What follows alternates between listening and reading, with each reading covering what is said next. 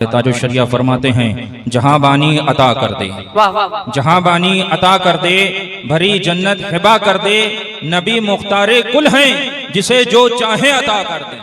और खुदा व मुस्तफ़ा के रमज से इदराक आजिज है, खुदा व मुस्तफ़ा के रमज से इदराक आजिज है। खुदा को मुस्तफ़ा जाने और मुस्तफ़ा को खुदा जाने। और गुलामे गौसे आजम बेकसो मुज़दर नमी मानत, गुलामे गौसे आजम बेकसो मुज़दर नमी मानत, अगर मानत शबे मानत, शबे दीगर नमी मानत। हजरात, ये उर्स पाक की महफिल पाक है और दस्तार बंदी का भी इसी में प्रोग्राम है। तो बहरहाल ये हज़रत सैयद खलीक मियाँ साहब अलैहि रहमा का उर्स पाक है। आप जानते हैं कि वली कौन होता है? मैंने मौजू तो कुछ और बनाया है और बहुत मुख्तसर से वक्त में अपनी बात को ख़त्म करके रुखसत हो जाऊँगा। मैंने मौजू कुछ और बनाया है, लेकिन बस थोड़ी सी रोशनी डालना चाहता हूँ कि आप जानते हैं वली कौन होता है? वली किसको कहते हैं? जानते हैं वली होता कौन है? आज बड़े अफसोस की बात है सैयद साहब कि आज अपना दोस्त हम खुद चुनते हैं, लेकिन जब रब के दोस्त की बात चुनने की आती है तो मुरीद चुन लेते हैं। अच्छा है, क्या बात है, वाह वाह वाह, क्या इशारा है भाई, वाह वाह वाह, बहुत उम्दा, क्या कहने, वाह। जब अपना दोस्त चुनना होता है तो हम खुद अपना इख्तियार समझते हैं। माँ बाप कहते हैं कि फलां को दोस्त बनाओ, अच्छे घर वालों को दोस्त बनाओ, हम कहते हैं मेरा इख्तियार है कि हम जिसे चाहें दोस्त रखें। लेकिन जब अल्लाह के दोस्त की बात आती है तो खुद ही चुन के देते हैं कि नहीं अल्लाह तो इसको अपना दोस्त कर। क्या कहने, बहुत अच्छा। मुरीद खाली मूली में 5 अंगूठी पहने हैं, मुरीद उसको अल्लाह का दोस्त बता देते हैं। अल्लाह अकबर कबीरा, अल्लाह अकबर। दौरे हाजरा में अल्लाह अपने दोस्तों को नहीं, माज़अल्लाह बज़ाहिर जो चल रहा माहौल उसके एतबार से मैं बात कर रहा हूँ कि अल्लाह खुद अपने दोस्तों को चुनता है, लेकिन दौरे हाजरा में मुरीद चुन के देते हैं। ये माहौल चल रहा है, ये माशरा चल रहा है। जबकि जानते हैं कि आप जानते हैं क्या आया है कि अल्लाह वलियुल लज़ीना आमनू, अल्लाह ईमान वालों को दोस्त रखता है। अल्लाह वली कौन होता है? ईमान वाला।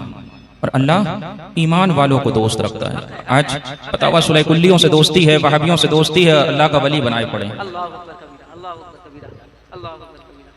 अकीदे की धज्जियां उड़ा रहे हैं, वली बनाए पड़े हैं। आज हमारा हाल ये, आज हमारा हाल ये हो गया है कि जिसको चाहा, हमने कभी वली की सिफात को नहीं देखा, हमने वली की सिफात को नहीं देखा, हमने उसको ये नहीं देखा कि इसके अंदर शरीयत पे इस्तिकामत है या नहीं है। हम मुरीद हो गए, हमने कह दिया वली है। हम मुरीद हो गए, हमने कह दिया वली है। भले हमारा पीर एक वक्त की नमाज नहीं पढ़ता, लेकिन हमारे नजदीक वो वली है। आज ये माहौल है। लेकिन जानते हैं अल्लाह वलियुल लज़ीना आमनू, अल्लाह ईमान वालों को दोस्त रखता है। अल्लाह ईमान वालों को दोस्त रखता है। आप जानते हैं कि वली की शान क्या होती है? हज़रत सुफियान सौरी कहते हैं कि वली की शान बरोज़े महशर भी होगी। और जानते हैं वो शान क्या होगी? कि बरोज़े महशर तमाम उम्मतों को उनके पैगंबर के साथ पुकारा जाएगा, कहा जाएगा या कहा जाएगा या उम्मत मूसा या उम्मत ईसा। लेकिन जब अल्लाह का वली पुकारा जाएगा तो कहा जाएगा या औलिया अल्लाह तालू इलल्लाह, अल्लाह के दोस्तों अल्लाह की तरफ आओ। क्या बात है, सुभान अल्लाह, सुभान अल्लाह, माशाअल्लाह, सुभान अल्लाह। उस वक्त ये अल्लाह के दोस्त खुश हो जाएंगे और इतने खुश हो जाएंगे कि ऐसा मालूम पड़ेगा इनको कि इनका दिल सीने से बाहर आया जा रहा है कि ये बरोज़े महशर भी पुकारे जाएंगे तो ये अल्लाह के दोस्त कह के पुकारे जाएंगे। कहा जाएगा कि अल्लाह के दोस्त अल्लाह की तरफ आओ। ये इनकी शान है, क्या बात है, ये इनकी शान है। लेकिन आज हमने क्या किया? आज हमने मज़ारात को सिर्फ मेले का अड्डा बना दिया है कि हाँ हम मज़ार पे जाएंगे, वहाँ पूड़ी सब्जी खाएंगे, हम ये खरीदेंगे, हम वो खरीदेंगे। जबकि जानते हो जब हम मज़ारात पे जाएं तो हमारे अंदर क्या होना चाहिए? हम जाएं बुजुर्गों की बारगाह में जाएं तो क्या होना चाहिए? वहाँ परवरदिगार को तलाश करें। कश्फुल हक़ाइक़ आला हज़रत इमाम अहमद रज़ा ख़ां फ़ाज़िल बरेलवी अलैहि रहमा और मंबाउल अंसाब में साहिब मंबाउल अंसाब भी फरमाते हैं, एक वाक़या तहरीर फरमाते हैं कि एक दिन एक शख्स हज़रत बायज़ीद बुस्तामी की बारगाह में गया। उसने देखा कि हज़रत बायज़ीद बुस्तामी घुटनों के बल, पंजों के बल बैठे हुए हैं, आसमान की तरफ देख रहे हैं, रो रहे हैं। हज़रत बायज़ीद बुस्तामी रो रहे हैं, आंखों से आंसू नहीं निकल रहे बल्कि आंखों से खून जारी है। पूछा हज़रत क्या हुआ? हज़रत बायज़ीद बुस्तामी फरमाते हैं मैंने एक छलांग लगाई, मैं अर्श पर गया। मैंने अर्श को भूखे भेड़िए की तरह मुंह खोले हुए पाया। मैंने अर्श से कहा कि मैं अल्लाह की तलाश में आया हूँ, मैं अल्लाह की तलाश में आया हूँ। फौरन अर्श ने कहा अर्रहमानु अलल अर्श इस्तवा, कि अल्लाह अपनी शान शान अर्श पर इस्तिवा फरमाता है। और फिर फरमाते हैं कि अल अर्श ने मुझसे कहा कि मुझे इशारा मिलता है कि ऐ अर्श, अगर मुझे तलाश करना चाहते हो तो बायज़ीद के दिल में तलाश करो। मुझे तलाश करना चाहते हो तो बायज़ीद के दिल में तलाश करो। आज हम मज़ारों पे, आज हम दरगाहों पे, बुजुर्गों की बारगाहों में जाते हैं तो मेले ठेले तलाश करने के लिए जाते हैं कि वहाँ ये चीज़ बड़ी अच्छी मिलती है, वहाँ वो चीज़ मिलती है। लेकिन अर्श कह रहा है कि मुझे इशारा मिलता है कि ऐ अर्श, अगर मुझे तलाश करना है तो बायज़ीद के दिल में तलाश करो। ये औलिया अल्लाह का मकाम है। लेकिन हमने क्या समझा? हमने क्या समझा? आज हमने तो बड़ा अजीब माहौल को बना के रख दिया। आज हम औलिया अल्लाह की मज़ारों पे जाते हैं, परवरदिगार को तलाश करने नहीं जाते हैं। हम इसलिए नहीं जाते कि हमारा बातिन अच्छा हो जाए, हम इसलिए नहीं जाते कि हमारा दिल साफ हो जाए, बल्कि हम तो मेले ठेले या फिर दुनिया के लिए जाते हैं। आज लोग मुरीद भी होते हैं तो इसलिए नहीं होते कि हमारा दीन संवर जाए, बल्कि इसलिए होते हैं कि हमारा बिजनेस संवर जाए, बल्कि इसलिए होते हैं कि पैसा आ जाए। अगर एक पीर से के जरिए, उसकी दुआ से, किसी पीर के अच्छे कामिल पीर के मुरीद हो गए, दुआ उससे करवाई, नहीं हुआ पैसा तो फौरन बैत तोड़ी, दूसरे से मुरीद हो गए कि शायद इससे फायदा मिल जाए। आज हमारे हालात ये हैं। आप जानते हैं ये अल्लाह वाले हज़रत खलीक मियां साहब अलैहिर्रहमा, ये अल्लाह वाले लोग हैं, इनकी निगाहें अर्श पर हुआ करती हैं। मादुल मानी में हज़रत मखदूम बिहारी अलैहिर्रहमा फरमाते हैं कि बुजुर्गों औलिया अल्लाह की निगाहें अर्श पे हुआ करती हैं, और फरमाते हैं कि इनको अर्श से इनको इत्तलाएं दी जाती, लौहे महफूज पर जो कुछ होता है उसकी इत्तलाएं दी जाती हैं। लेकिन औलिया में भी दर्जात हुआ करते हैं, जो जिस दर्जे का वली होता है उसको उस तरह से इत्तला दी जाती है। कोई किसी को 1 सर की इत्तला दी जाती है, किसी को 2 सर की इत्तला दी जाती है, किसी को 3 सर की इत्तला दी जाती है। अलग अलग दर्जात के औलिया अल्लाह को अलग अलग इत्तलाएं दी जाती हैं। लेकिन बाज़ किताबों में आता है कि औलिया का दिल अर्श का आईना हुआ करता है। औलिया का दिल अर्श का आईना हुआ करता है। जिस तरह एक आईने के सामने दूसरे आईने को रख दिया जाए तो उस आईने का अक्स दूसरे आईने पे पड़ता है, और जो कुछ उसमें जाहिर होता है वो इस आईने में भी दिखाई पड़ता है। इसी तरह औलिया का दिल हुआ करता है कि लौहे महफूज पे जो कुछ लिखा हुआ है वो औलिया के दिल पे अक्स किया करता है और इनको इत्तलाएं दे दी जाया करती है। जो लौहे महफूज पर है वो इनके दिल पे अक्स हो जाया करता है, क्योंकि इनका दिल लौहे महफूज का आईना हुआ करता है ना। तो बहरहाल हमें चाहिए, आप जानते हैं कि ये वली अगर एक निगाह भी किसी पे डाल देते हैं तो उसके अंदर औलिया की सिफतें पैदा कर दिया करते हैं। ये एक नजर भी किसी पे डाल दिया करते हैं, उसको वली बना दिया करते हैं, उसके जाहिर को उसके बातिन को दोनों को धो दिया करते हैं। आप जानते हैं अगर ये एक निगाह डाल दें तो मरीज को शिफायाब भी कर दिया करते हैं। आप जानते हैं मादुल मानी में एक हिकायत बयान की गई है कि एक बुजुर्ग होते हैं, अक्सर लोग कहा करते हैं कि अगर कोई खानका वाला है या किसी अल्लाह वाले का बेटा है, अक्सर लोग कहा करते हैं कि अरे वो पढ़े लिखे नहीं, वो ऐसे नहीं, वो वैसे नहीं, अक्सर खामियां तलाश किया करते हैं। लेकिन जब बड़ों की औलाद होता है ना कोई, तो बड़े उस पर भी निगाह रखा करते हैं। मादुल मानी में हजरत मखदूम जहां एक हिकायत बयान फरमाते हैं एक बुजुर्ग थे। एक रोज बुजुर्ग ने जज्बी कैफियत में कहा कि अगर आज मुझे कोई मेहमान के आने की खुशखबरी दे दे तो वो मुझसे जो मांगेगा मैं उसको अता करूंगा। उनका एक बेटा था जो मदरसे पढ़ने जाया करता था, वो पढ़ना नहीं चाहता था। उसने जब ये बात सुनी वो खानका के बाहर गया,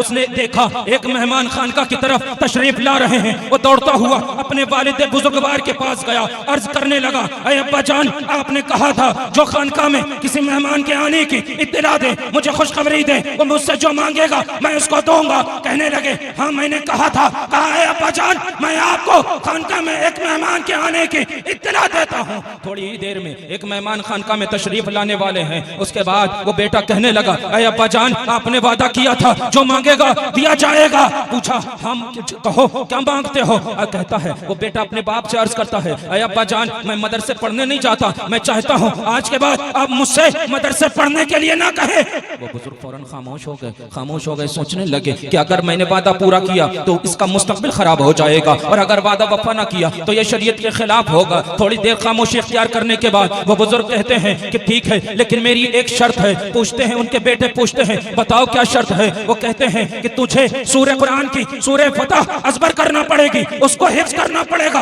उसको मुज़बानी याद करना पड़ेगा, उसको रखना पड़ेगा। वो कहते हैं, बेटे कहते हैं कि ठीक है हुजूर, इतनी सी बात है, मैं इसको पूरा कर दूंगा। उनके बेटे सूरह कुरान की सूरह फतह को बहुत अच्छे अंदाज में हिफ्ज़ करते हैं। उसके बाद उनके वालिद मोहतरम कभी उनसे मदरसे जाने के लिए नहीं कहते। थोड़ा अरसा गुजरता है, बाप का इंतकाल हो जाता है। अब मुरीद कहते हैं कि उनके वालिद का सज्जादा किसे बनाया जाए। कुछ मुरीद कहते हैं वो तो उनके बेटे तो पढ़े लिखे नहीं। कुछ मुरीद, पुराने मुरीद, उनके खास मुरीद कहते हैं कि बेटे के होते हुए किसी दूसरे को सज्जादा कैसे बनाया जाए। बहरहाल उनको सज्जादा बनाया जाता है। थोड़े अरसे में वो सब कुछ जान लेते हैं, पीरी मुरीदी करने लगते हैं, उनका चारों तरफ उनका चर्चा होने लगता है। एक दिन अपने खास मुरीदों से फरमाते हैं, उनके बुजुर्ग के साहिबजादे खास मुरीदों से फरमाते हैं कि चलो अब्बा जान के हल्के में चलते हैं, एक सफर करके आते हैं, एक दौरा करके आते हैं। बहरहाल एक आबादी की तरफ रुख करते हैं। उस आबादी के बादशाह को मालूम पड़ता है, वो बादशाह भी उन बुजुर्ग के बेटे के खैर मकदम के लिए शहर के बाहर आता है, उनका खैर मकदम होता है। उन बुजुर्ग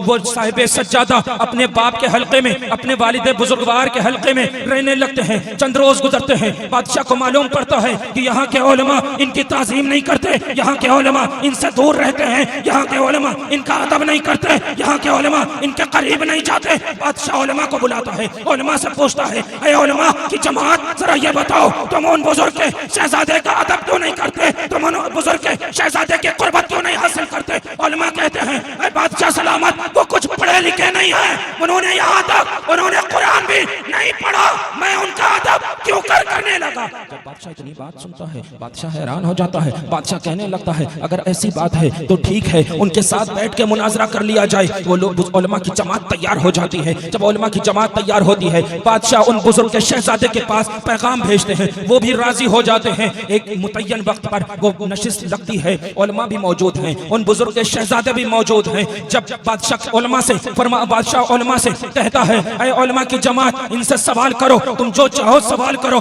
तमाम उलमा आपस में राय कायम करते हैं कि इनसे सूरह फतह के बारे में पूछा जाए। जैसे ही उलमा उनसे सूरह फतह की कोई आयत पूछते हैं, वो फौरन सुनाने लगते हैं, हत्ता कि वो मुकम्मल सूरह फतह सुना देते हैं। उलमा की जमात उनकी गर्विदा हो जाती है, बहुत से उलमा उनके मुरीद हो जाते हैं। बादशाह भी गर्विदा हो जाता है, वो फौरन फूट फूट के रोने लगते हैं। पूछा जाता है, वजह क्या है, क्यों रो रहे हैं? कह रहे थे कि मेरे बाप अल्लाह के वली थे, उनकी निगाह मेरे मुस्तकबिल पे थी। सुभान अल्लाह, क्या कहने, उनकी निगाह मेरे मुस्तकबिल पे थी। मेरे बाप ने मुझसे शर्त रखी थी कि सूरह फतह याद कर ले। उस दिन उन्होंने सूरह फतह याद कराई थी, आज यहाँ हमने फतह पाई। बहुत खूब, सुभान अल्लाह। तो जब एक अल्लाह वाला मुरीदों पे नजर रख सकता है तो अपनी औलाद के मुस्तकबिल पे क्यों नहीं रख सकता? बहुत सुभान अल्लाह। एक अल्लाह वाला मुरीदों पे नजर रख सकता है, औलाद के मुस्तकबिल पे क्यों नहीं नजर रख सकता? ये अल्लाह के दोस्त, ये अल्लाह के वली, इनकी कुर्बत लोगों को वली बना दिया करती है। इनकी निगाहें लोगों के अंदर सिफतें पैदा कर दिया करती हैं। हजरत नजीबुद्दीन कुबरा हैं, हजरत मखदूम बिहारी के खलीफा और उनके भांजे अपनी तसनीफ में एक वाक़या नकल फरमाते हैं। फरमाते हैं कि एक रोज़ हजरत नजीबुद्दीन कुबरा अलैहिर्रहमा का एक मामूल था कि सुबह के औराद व वज़ाइफ मुकम्मल करने के बाद जब खानका में तशरीफ लाते थे तो जिस पे पहली नजर डाल दिया करते थे वो वली बन जाया करता था। एक रोज हजरत नजीमुद्दीन कुबरा अपने औरादो वज़ाइफ को पूरा करके खानका में तशरीफ लाए। उस दिन खानका में कोई मौजूद नहीं है। उस दिन देखते हैं खानका में कोई नहीं है। खानका के बाहर निकलते हैं, सहन में भी कोई नहीं है। खानका के कतई बाहर चले जाते हैं, कोई नहीं है। एक कुत्ता दिखता है, उस पे नजर डाल देते हैं। तो जानते हैं एक अल्लाह का वली जब कुत्ते पे नजर डालता है तो कुत्ते के अंदर वलियों की सिफतें पैदा हो जाया करती हैं। उस कुत्ते के अंदर वलियों की सिफत पैदा हो गई। उस कुत्ते के सामने कोई हराम अशिया रखता रखता, कोई नाजायज माल का खाना रखता, वो कुत्ता ना खाता। जब हलाल अशिया रखता, हलाल माल का खाना रखता, वो कुत्ता उसको फौरन खा लेता। और जानते हैं उस कुत्ते के अंदर एक सिफात और पैदा हुई कि जब वो कुत्ता सुबह के वक्त किसी के ऊपर कोई नजर डाल देता तो वो वली बन जाया करता था। इसी तरीके से जब कुत्ता सुबह के वक्त किसी शख्स के ऊपर पहली नजर डालता तो वो वली बन जाया करता था। इसीलिए एक जमात तैयार हुई जिसका नाम जमात कलबिया पड़ा।